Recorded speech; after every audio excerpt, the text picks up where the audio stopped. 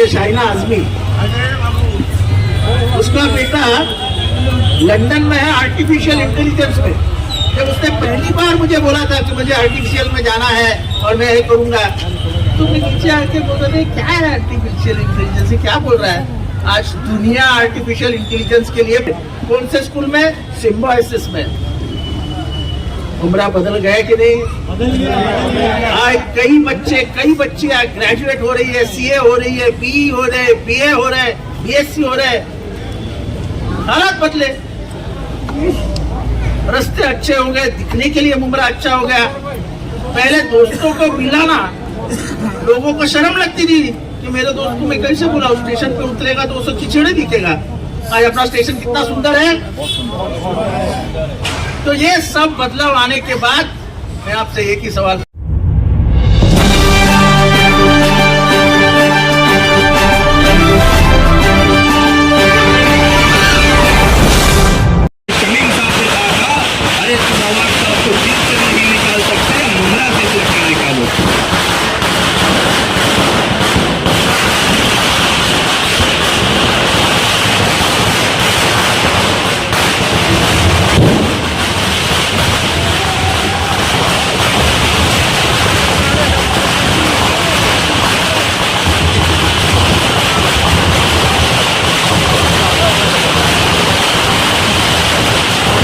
ये शाइना आजमी,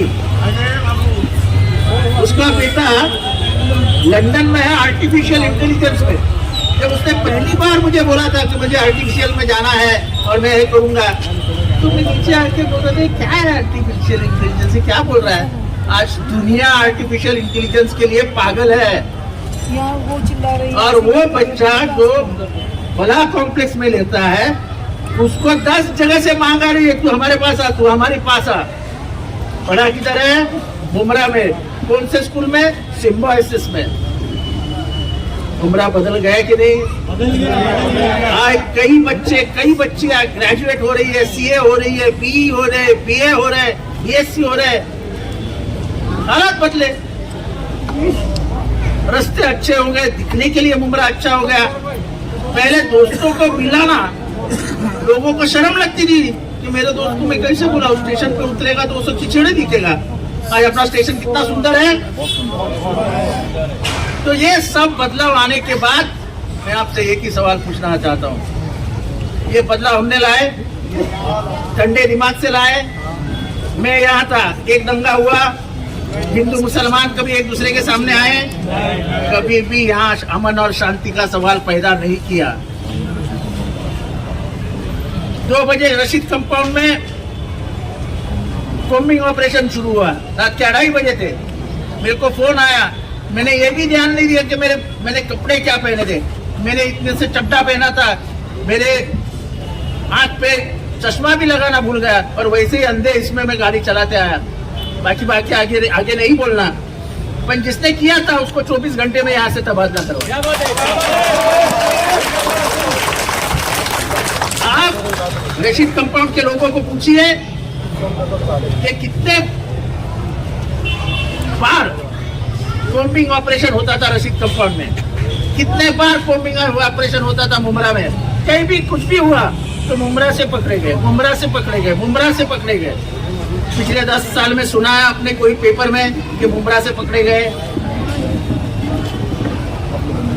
अब तो बंदी हो गया, सवाल ही नहीं आता है। तो ये बदलाव तो लाया, लेकिन अब इस बदलाव के बाद आप कौन सी विचारधारा को लाओगे मुमरा में, ये सवाल पैदा होगा।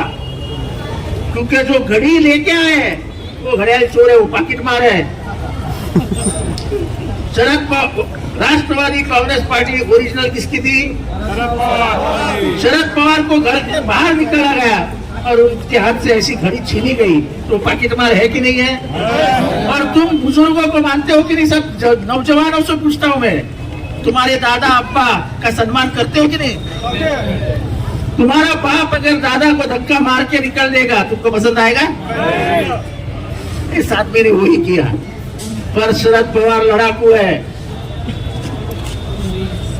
निशानी गई, नई निशानी ली, और नई निशानी के ऊपर लोकसभा में 10 लोकसभा सीटें लड़ाई और 8 चुन के रही। एक तो हमारी 3,000 से हार गई, 9 सीटें जीतते थे।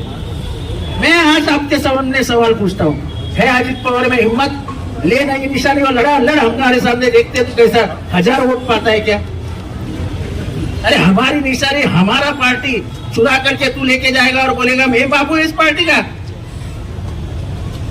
अरे इस पार्टी का सूट सिला है शरद पवार ने और तू पहनेगा, उसमें तू दबला पुतला ही दिखेगा, तेरे को वो सूट तेरे को अच्छा ही नहीं दिखेगा। तो मेरा सवाल ज्यादा नहीं है आपसे, मैं सवाल इतना ही पूछता, मस्जिद पे हमले हो रहे विशालगढ़ में हुआ दरगाह तोड़ने की बातें हो रही है, अपना ये हाजी मलंग का दुर्गा शहीद कर दो बातें हुई, सैयद मनियार चाचा को ट्रेन में मारा गया, उसके मारने वाले को जेल में हमने बिठाया। अब सवाल आखिरी पूछ रहा हूं, नबी के शान में गुस्ताखी करने वालों को क्या आप बाजू में बिठाएंगे?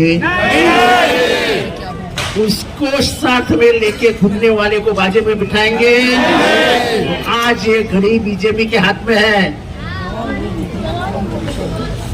और चाबी अमित शाह के हाथ में है। गंगागिरी महाराज कहता है, जो भी नबी के बारे में बोला, महाराष्ट्र के इतिहास में ऐसा कभी नहीं हुआ था।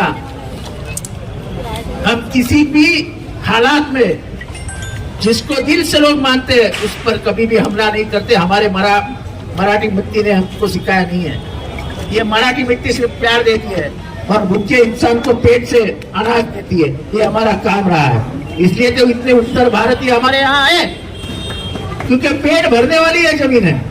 तो मैं सिर्फ एक ही सवाल पूछता हूँ, आपके सामने कोई भी आए उसको पूछना, उसको एक ही सवाल पूछना कि नबी के शान में गुस्ताखी करने वाला आज तक सलाखों के पीछे क्यों नहीं गया? इसी तरीकों की तमाम खबरों से जुड़े रहने के लिए सब्सक्राइब करें हमारे चैनल को। मैं असलम शेख जल्द हाजिर हूँगा अगली न्यूज़ के साथ।